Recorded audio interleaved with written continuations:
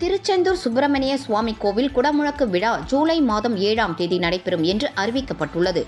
தூத்துக்குடி மாவட்டத்தில் பிரசித்தி பெற்ற திருச்செந்தூர் சுப்பிரமணிய சுவாமி கோவில் முருகப்பெருமானின் அறுபடை வீடுகளில் 2ஆம் படை வீடாகும்.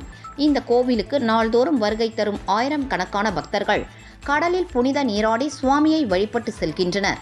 இந்நிலையில்தான் 12 ஆண்டுகளுக்கு பிறகு திருச்செந்தூர் சுப்பிரமணிய சுவாமி கோவில் குடமுழக்கு விழாவிற்கான பணிகள் நடைபெற்று வந்தன.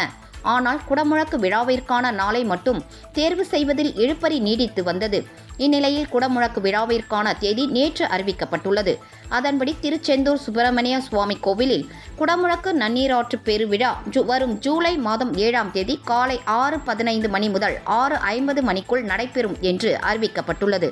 குடமுழக்கு விழாவை ஒட்டி யாகசாலை மண்டபம் அமைக்கும் பணி தொடங்கி நடைபெற்று வருகிறது.